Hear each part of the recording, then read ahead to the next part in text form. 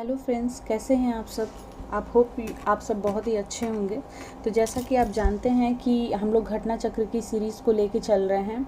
तो उसमें मैंने आपको लास्ट वीडियो में जो है वायरस से रिलेटेड आपको 20 क्वेश्चंस कुछ करा दिए थे और आज हम उसके बचे हुए जितने क्वेश्चंस हैं उसको कंप्लीट करेंगे। तो हम क्वेश्चन नंबर 21 से स्टार्ट करते हैं। क्वेश्चन नंबर 21 है आपका, प्रियॉन्स क्या है। इसका एक्सप्लेनेशन मैंने कल आपको दिया था। बताइए प्रियॉन्स क्या है। प्रियॉन्स हैं आपके, what are prions, infectious protein, infectious RNA, infectious DNA और इन्फेक्शियस जेडआरएनए। तो इसका जो आंसर हो जाएगा वो हो जाएगा आपका प्रियॉन्स आर इन्फेक्शियस प्रोटीन। ये क्या है आपके, इन्फेक्शियस प्रोटीन है। ठीक है, आप हमें बताइए कमेंट सेक्शन में कि जो वायरॉइड्स हैं वो क्या होते हैं। चलिए चलते हैं नेक्स्ट क्वेश्चन पे। नेक्स्ट क्वेश्चन है आपका,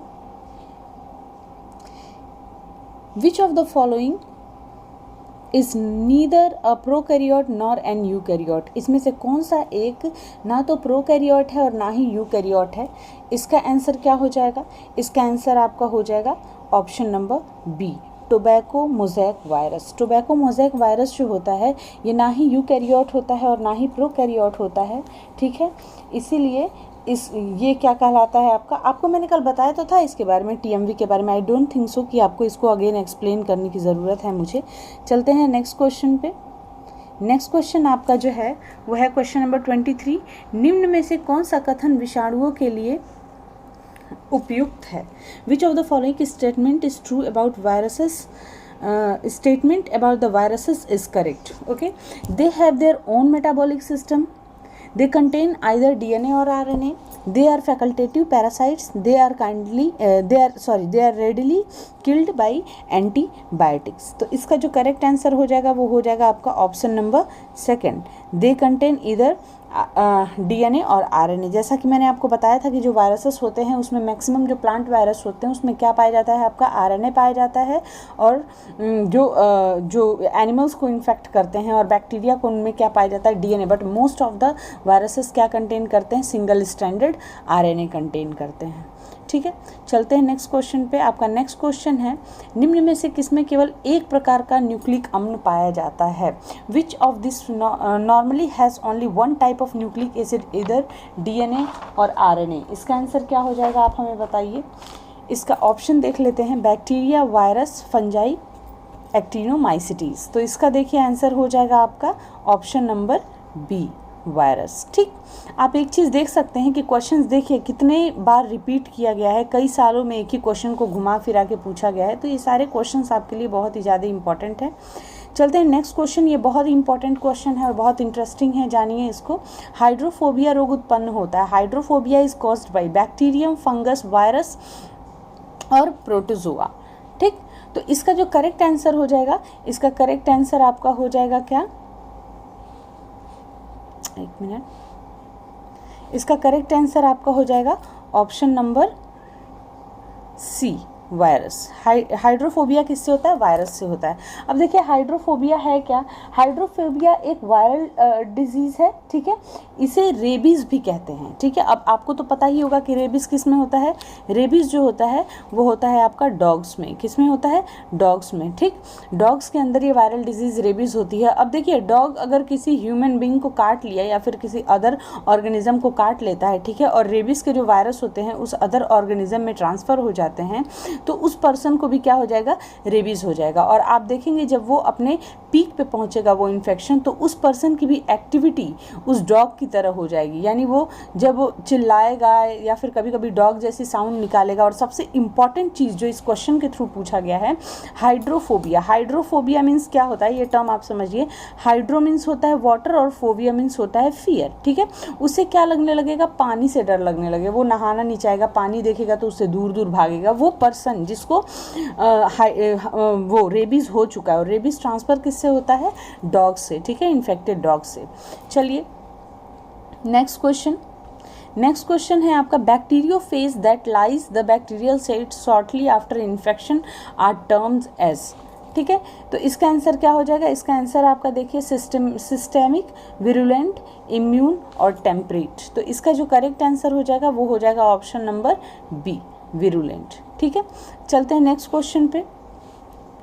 नेक्स्ट क्वेश्चन है आपका, enzymes are absent in, enzymes are absent in, enzyme absent होता है किसमें, फंजाई में, वायरसेस में, स्लाइम मोल्ड्स में, बैक्टीरिया में।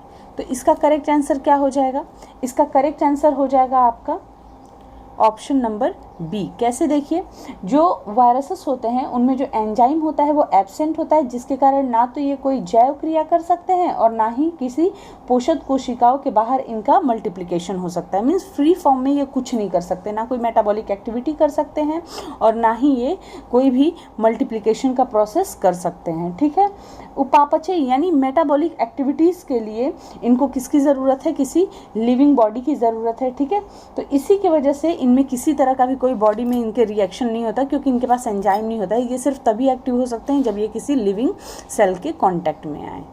ठीक है, इसलिए इनको कनेक्टिंग लिंक कहा जाता है लिविंग और नॉन लिविंग के बीच का। अब देखिए वायरॉइड्स क्या होते हैं, वायरॉइड्स जो होते हैं वो आपके होते हैं इन्फेक्शियस प्रोटीन। अभी मैंने आपसे एक क्वेश्चन पूछा भी था कि आप बताइए वायरॉइड्स क्या हैं। ठीक है, इन्फेक्शन प्रोटीन ये तो आपके क्या होते हैं, आपको पता ही है, ये आपके प्रियॉन्स होते हैं। जो इन्फेक्शियस प्रोटीन है वो आपके क्या है, प्रियॉन्स है। ठीक है, infectious nucleo protein, nucleic acid plus protein, ये तो वायरसेस में पाया ही जाता है कंबाइंड फॉर्म में। बट कोई कोई वायरस ऐसे होते हैं जिनमें या तो प्रोटीन होता है या तो बस न्यूक्लिक एसिड होता है। तो जो वायरॉइड्स होते हैं उनमें मेनली क्या पाया जाता है, आपका न्यूक्लिक एसिड पाया जाता है। अब देखिए देख लेते हैं वायरॉइड्स जो होते हैं इनमें दो चीज़ एब्सेंट होती है। मैंने आपको बताया था, अगेन मैं आपको रिपीट कर देती हूँ यहाँ पे, जो वायरॉइड्स होते हैं उनमें दो चीज़ क्या होती है, एब्सेंट होती है। एक तो आपकी कैप्सिड, अब आप हमें बताएंगे कैप्सिड किससे बनी होती है। ठीक है, और दूसरा प्रोटीन। ठीक,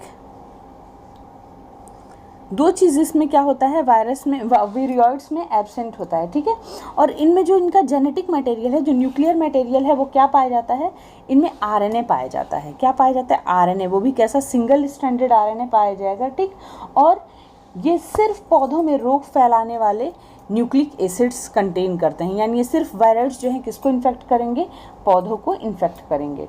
अब एक चीज़ और देख लीजिए, सबसे पहला जो वायरॉइड्स है उसका नाम क्या है, जो सबसे पहला वायरॉइड्स जो खोजा गया था उसका नाम क्या है,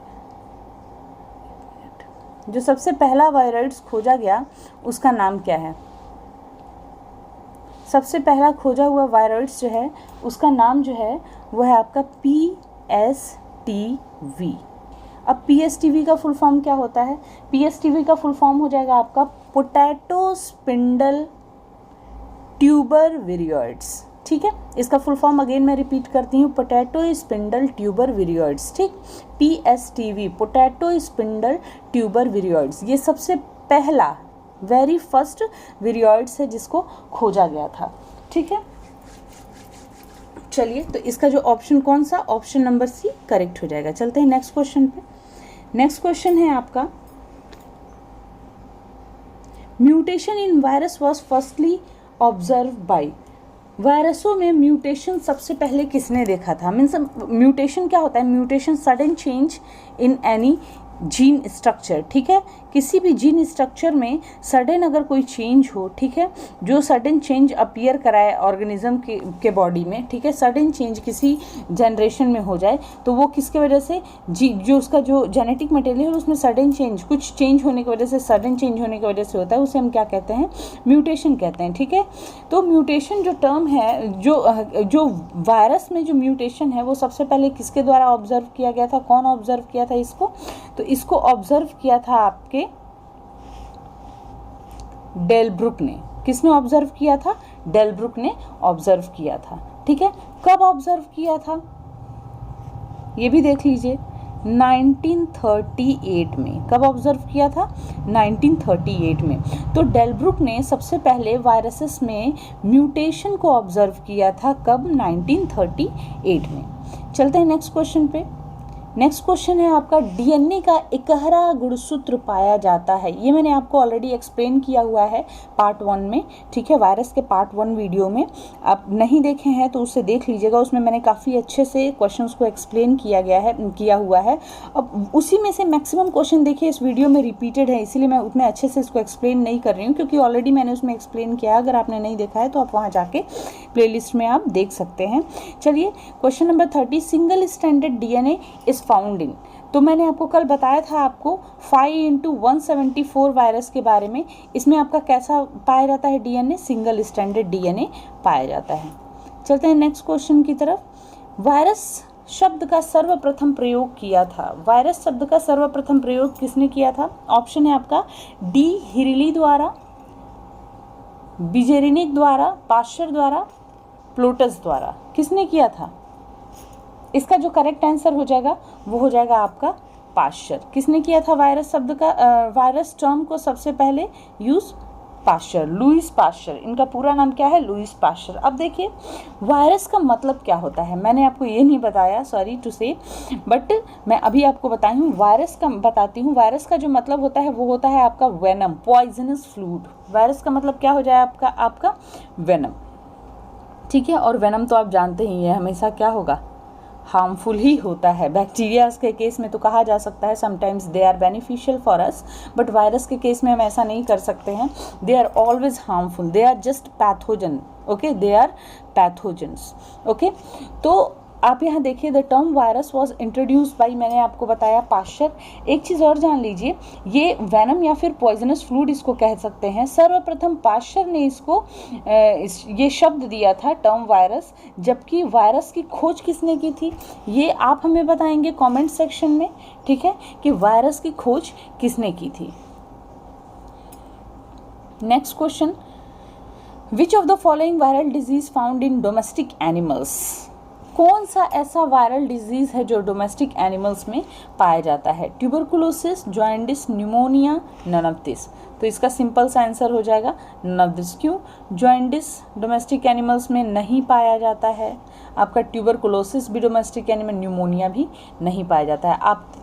आप लोग इन तीनों को जानते होंगे बहुत अच्छे से, इन तीनों टर्म से आप परिचित हैं, ठीक है। तो इसका सिंपल सा आंसर हो जाएगा आपका ऑप्शन नंबर डी। चलते हैं नेक्स्ट क्वेश्चन पे।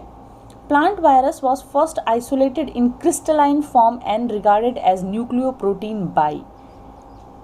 जो प्लांट वायरस हैं आपके, वो सर्वप्रथम क्रिस्टलाइज फॉर्म में किसने उसको सेपरेट किया था और उसको न्यूक्लियोप्रोटीन जैसा माना था? देखिए बहुत ही इंपॉर्टेंट है ये, इसको अच्छे से अभी मैं आपको एक्सप्लेन करती हूँ। ये पीजीटी बॉटनी 2000 का क्वेश्चन है, ठीक। तो इसका आंसर सबसे पहले हम लोग देख लेते हैं। इसका आंसर हो जाएगा आपका इवानोवस्की। अब इसके बारे में आप थोड़ा सा सुन लीजिए। 1935 में, कब? 1935 में, टाइम क्या था? 1935। इस वर्ष में WM स्टैनले जो थे, सॉरी, इसका ऑप्शन क्या हो जाएगा? बी हो जाएगा, स्टैनले। देखिए मैंने आपको गलत बताया, इसका आंसर क्या हो जाएगा आपका? स्टैनले हो जाएगा, ठीक है। तो 1935 में जो स्टैनले थे, इन्होंने सर्वप्रथम फर्स्टली एकदम जो टोबैको होता है उसमें वायरस, ठीक है, टोबैको मोज़ेक वायरस यानी TMV, किसका? TMV, ठीक है, TMV को सेपरेट किया, ठीक।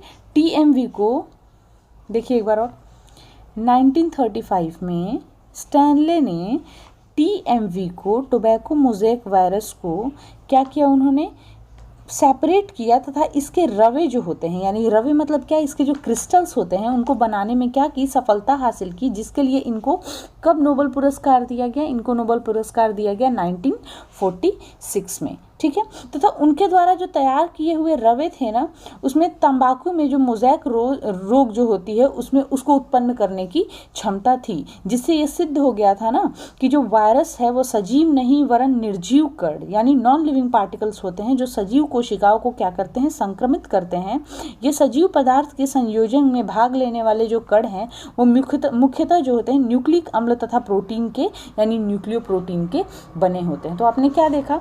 स्टैनले ने इन्होंने क्या किया कि जो तंबाकू में पाने वाले जो मोज़ेक वायरस हैं, ठीक है, इसके रवे को, इसके क्रिस्टल को उन्होंने क्या कर दिया, सेपरेट करके और क्रिस्टलाइन फॉर्म बना दिया किसका, प्लांट वायरस का, ठीक है। क्रिस्टलाइन फॉर्म बनाया इन्होंने 1935 में, जिसके लिए इनको नोबेल पुरस्कार मिला 1946 में, ठीक है। और उस क्रिस्टलाइन फॉर्म, जिसको इन्होंने क्या कहा, न्यूक्लियोप्रोटीन कहा, उसके अंदर डिजीज़ उत्पन्न करने की क्या थी, क्षमता थी, ठीक है।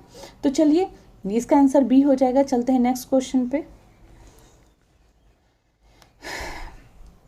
Credit for the first crystallization of virus goes to, अभी मैंने आपको एक्सप्लेन किया ये, तो इसका आंसर क्या हो जाएगा आपका, लुइस पाश्चर दिया है, इवानोवस्की दिया है, आपका एस ल्यूरिया दिया है, WM स्टैनले दिया है। तो इसका सिंपल सा आंसर आपका क्या हो जाएगा, क्रिस्टलाइजेशन ऑफ वायरस के लिए कौन किसको क्रेडिट जाता है, तो आपका WM स्टैनले को जाता है। चलते हैं आज के लास्ट क्वेश्चन पे। इस क्वेश्चन को कराने से पहले मैं आपको बता दूं कि हम घटना चक्र की श्रृंखला को लेके चल रहे हैं और हम कंप्लीट बुक की एनालिसिस करेंगे topic wise with better explanation. तो अगर आपको हमारी वीडियो पसंद आ रही हो तो हमारे वीडियो को प्लीज़ लाइक करिए, शेयर करिए और हमारे चैनल को सब्सक्राइब करिए और बेल आइकन को ज़रूर प्रेस कर दीजिएगा ताकि आने वाले सारे नोटिफिकेशंस आपको मिल सके। तो चलिए नेक्स्ट क्वेश्चन पे चलते हैं हम। ये है आपका आज का लास्ट क्वेश्चन। इसके बाद हम फंजाई टॉपिक को लेंगे और उससे रिलेटेड सारे क्वेश्चंस को डिस्कस करेंगे। आज का ये लास्ट क्वेश्चन है, ठीक। The virus parasitising the member of blue green algae are known as, मतलब वो वायरस, वो परजीवी वायरस जो नीले हरे शैवाल पर रहता है, मतलब नीली हरी शैवाल पर परजीवी वायरस कहा जाता है। क्या कहा जाएगा इसको, लैम्डाफेज कहा जाएगा, साइनोफेज कहा जाएगा, बैक्टीरियोफेज कहा जाएगा या फिर कोलीफेज कहा जाएगा। तो इसका सिंपल सा आंसर हो जाएगा आपका साइनोफेज कहा जाएगा। एक चीज़ ध्यान दीजिएगा, नीले हरे शैवाल पे रहने वाला जो आपका वायरस है वो क्या हो गया, आपका साइनोफेज हो गया, ठीक है।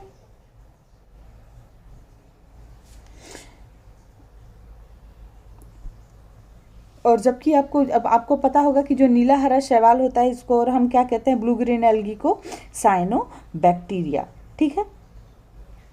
चलिए तो आज आपका सेशन यहाँ पे ये ख़त्म होता है, फिर हम मिलेंगे आपसे नेक्स्ट वीडियो में फंजाई टॉपिक के साथ। तब तक के लिए थैंक यू सो मच।